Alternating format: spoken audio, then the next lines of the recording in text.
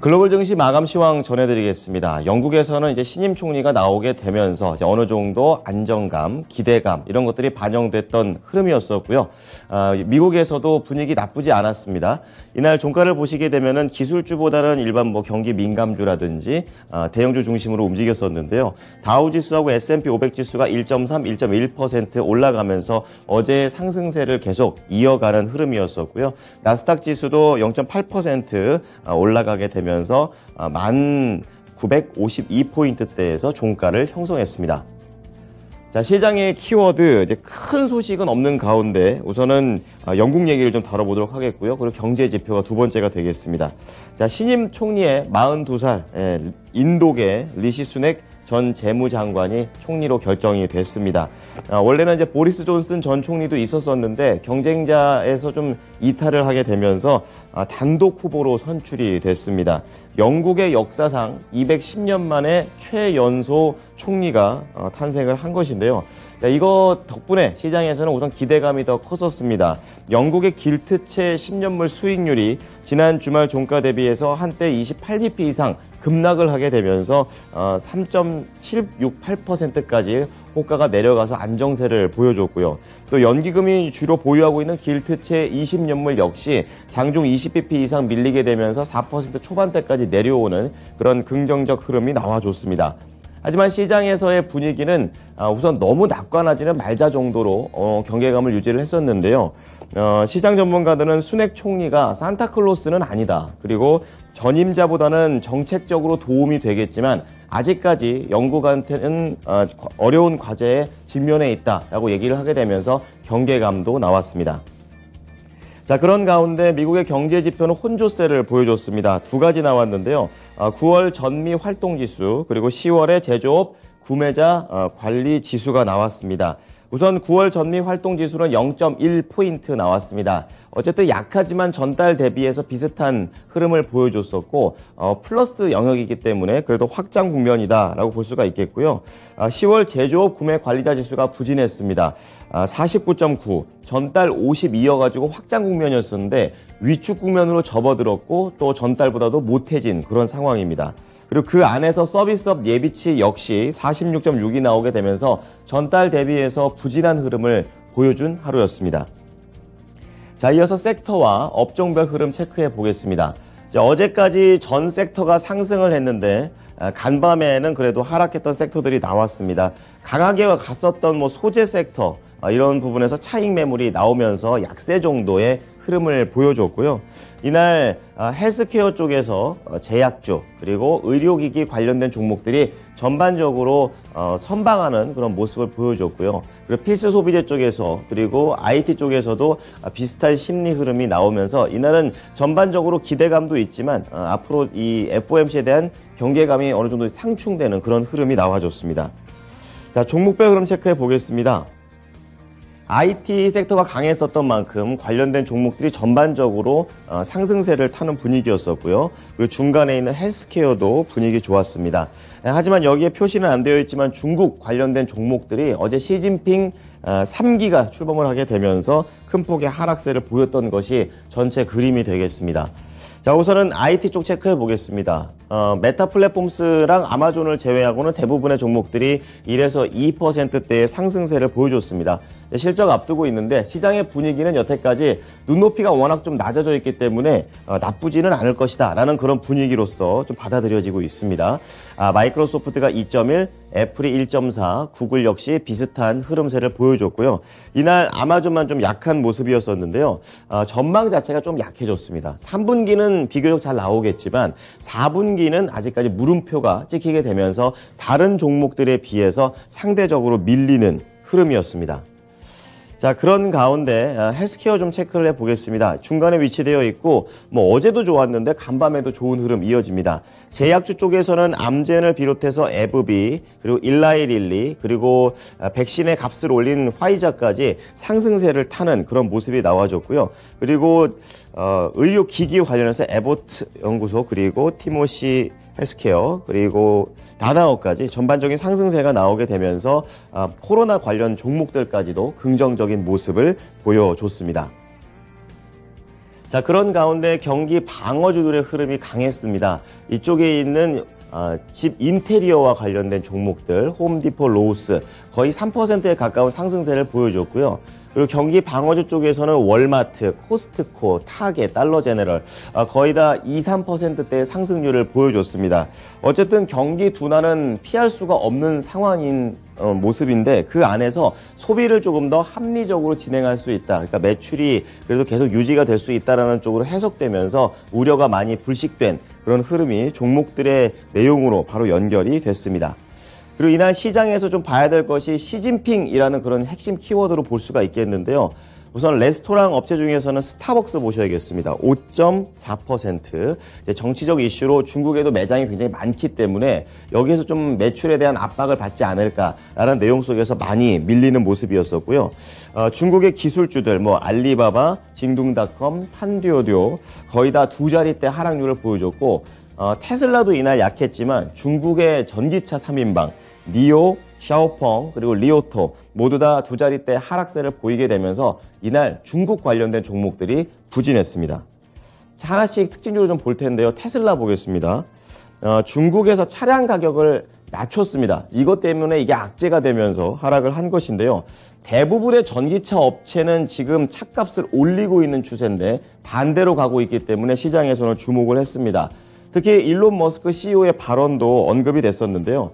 불황에 탄력적인 대응을 할 것이다. 이렇게 얘기를 하게 되면서 시장에서는 지금 중국하고 유럽 쪽에서 일종의 침체가 지역별로 나오기 시작했다라는 그런 분석들로 이어졌습니다. 그래서 테슬라가 만들고 있는 고급 차량보다는 보급형 모델들, 그러니까 모델 3, SUV 쪽에서는 모델 Y 이런 종목들이 저렴해지는데 기존 대비해서 한 9%가량 저렴할 것으로 시장에서는 내다봤습니다. 자, 그러면서 1.6% 양봉 전환을 하긴 했지만 장중에 최저점 찍고 올라오는 흐름이었었고요. 210달러에 거래를 마쳤습니다. 자, 두 번째는 중국에 상장된 기술주 중에서 대표적으로 알리바바 전자상거래 관련된 종목 보겠습니다. 시진핑 체제 3기가 출범을 했습니다. 지금 현 집권 체제에 대해서 불안한 요인들이 몇 가지가 있는데요. 우선 첫 번째로는 기술주에 대한 통제가 계속 지속될 것이다 라는 그런 내용이 첫 번째고요. 두 번째는 제로 코로나 정책 때문에 이미 타격을 크게 입었었는데 정책을 바꾸려는 움직임은 없는 그런 상황입니다. 그래서 앞으로에 대한 불안감이 유지가 됐다라는 점이 악재였고요.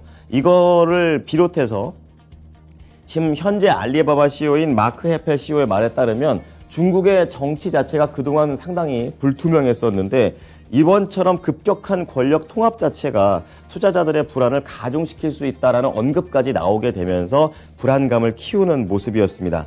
자, 이날 음봉을 좀 기록하면서 장대 바닥 찍고 올라오긴 했지만 갭다운으로 큰 폭으로 밀려 내려갔습니다. 12% 급락했고요. 앞서 말씀을 드렸던 대로 징둥닷컴이나 판듀오듀오 이런 전자상거래 관련된 종목들이 알리바바처럼 다 밀리는 흐름이었습니다.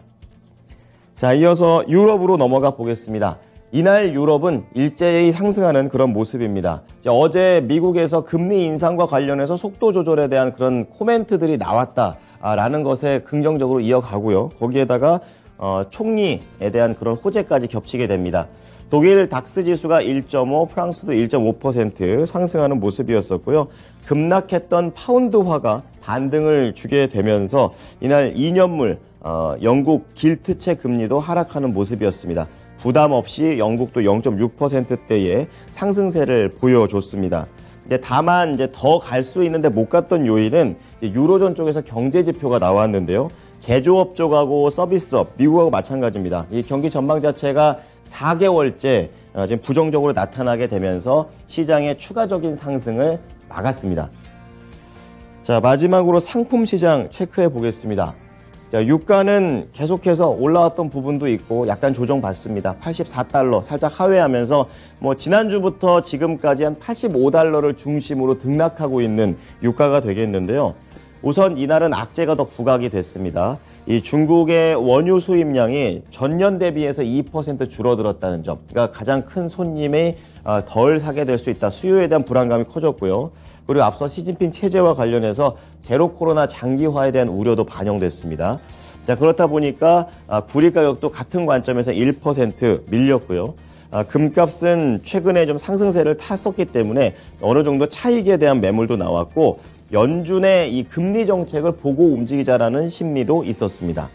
자, 마지막으로 10년물 국채금리 수익률은 3.5bp, 최근에 뭐 두 자릿대로 등락했던 거에 비해서는 약간 올랐다 정도로 볼 수가 있겠는데요. 좋았던 거는 신임 총리에 대한 부분, 그리고 나빴던 것은 FOMC를 보고 가자는 관망 심리가 서로 충돌을 하게 되면서 거의 보합권에서 소폭 오르며 거래를 마쳤습니다. 자, 이어서 미국 현지 연결해 보겠습니다. SH인베스트먼트 김선형 연구원입니다. 연구원님 안녕하세요.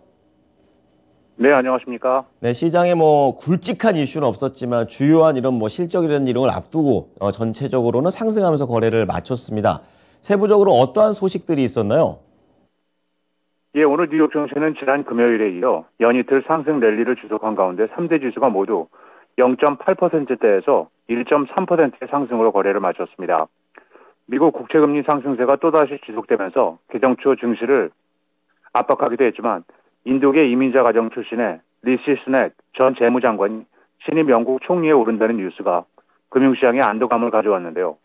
영국 보수당 선거를 관리하는 평의원 모임 1922위원회 그레이엄 브래디 위원장은 이날 의회에서 차기 총리 후보는 한 명만 출마했다며 그의 당선을 선언했습니다. 한편 그의 총리 내정은 여러모로 파격적이라는 평가인데요. 그는 1980년 5월생으로 역사상 210년 만에 가장 어린 총리로 취임 당시 44세였던 데이비드 캐메런 전 총리, 토니 블레어 총리보다 어리며 그는 또한 인도계 이민자 가정 출신으로 영국의 첫 힌두교도 총리로 옥스퍼드 대학에서 학사를 마친 뒤 스탠퍼드 대학에서 경영학 석사 MBA 과정을 했으며 골드만삭스에서 근무하기도 했고 그의 부인은 인도 IT 업체인 인포시스 창업자의 딸입니다. 한편 최근 7%로 웃돌고 있는 미국의 주택대출, 즉 모기지 금리가 내년 말에는 5.4%까지 하락할 수 있다는 전망이 나왔습니다. 전미 모기지은행협회 MBA는 내년과 내후년에도 미국 주택가격 상승세가 완만해질 것이라면서 이같이 예측한 건데요. 올 초 3%대였던 30년 만기 고정 모기지 금리 평균은 지난주 6.94%로 급등했으며 연방준비제도의 공격적인 긴축으로 시장의 전반이 얼어붙으면서 글로벌 금융위기 이후 15년 만에 가장 높은 수준으로 상승하고 있습니다. 협회 측은 우리는 이미 모기지 급등으로 인해 주택 수요에서 극적인 후퇴를 목격했다면서 주택 가격의 상승세 완화는 계속될 것으로 보인다며 이에 따라 주택 가격은 더 합리적인 수준으로 되돌아갈 것이기 때문에 일부 매수자들에게는 희소식이 될 수 있다고 덧붙였습니다. 또한 모기지 대출을 받은 주택 보유자 중 상당수가 고정금리를 통해 초저금리 혜택을 누리고 있어서 향후 집값이 더 하락하더라도 시장에 매물로 나오는 주택 재고가 급증하지는 않을 것으로 예측하고 있습니다. 시진핑 국가주석의 장기 집권 뉴스로 해외 시장의 중국 기업들의 주가가 일제히 폭락했습니다. 그의 세 번째 임기가 확정되면서 정치적 불확실성과 권위주의 정권의 규제 역풍에 대한 우려를 반영했다는 분석인 가운데 홍콩 증시가 2008년 금융위기 이후 최대폭인 6.4% 급락한 데 이어 미국에 상장된 주요 기업들의 ADR도 일제히 폭락했는데요. 알리바바가 12.5%, 바이두는 12.9%, JD.com은 13%, 핀듀오듀오는 24.5%의 급락세를 보였습니다.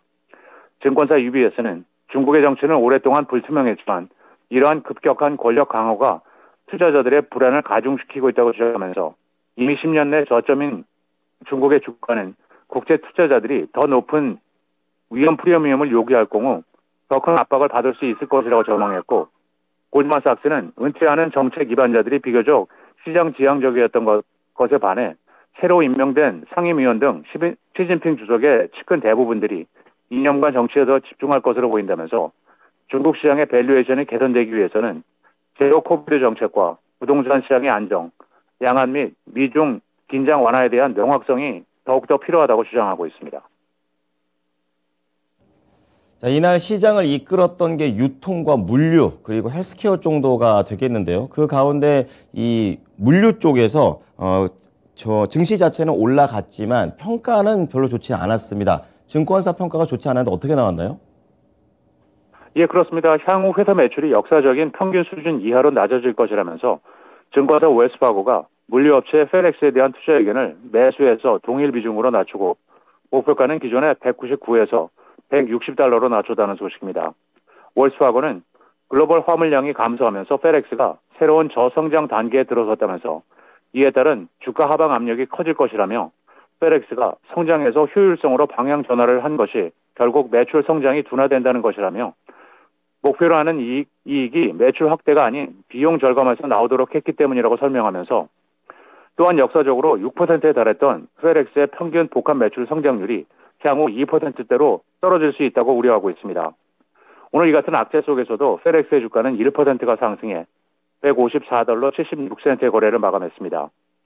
마지막으로 내일은 컨퍼런스 보드의 10월 미국 소비자 신뢰지수가 발표되며 시장 예상은 전달 대비 소폭 하락한 105.3이며 이어 리치몬드 연방은행의 관할 지역 10월 제조업 지수, S&P 케이스 실로의 8월 미국 대도시 주택가격 지수, 연방주택금융청의 8월 전미 주택가격 지수 등이 발표되고 마이크로소프트를 시작으로 비자카드, 알파벳, 3M, 코카콜라, 바이오젠, 치포틀레 멕시칸 그릴, 스포티파이, 제너럴 모터스, 펄티그룹, 킴벌리 클락, 쇼인 윌리엄스, 텍사스 인스트루먼트, 마텔, 할리버튼, 제너럴 일렉트릭, F5 네트워크스, UPS, 발레로 에너지, 그리고 레이티온 테크놀로지스가 지난 분기 실적을 발표합니다. 말씀해주신 실적들 잘 봐야겠습니다. 지금까지 SH 인베스트먼트 김선영 연구원이었습니다. 잘 들었습니다. 예, 감사합니다. 네, 이어서 외신센터 연결을 해보겠는데요. 우선 경기 침체에 대한 시장 코멘트들이 좀 나왔고요. 그리고 시진핑 주석에 대한 얘기, 그리고 LNG 선박과 관련해서 지금 계속해서 이 천연가스의 영향을 받고 있다고 하는데요. 어떤 내용인지 자세하게 알아보겠습니다. 외신센터입니다.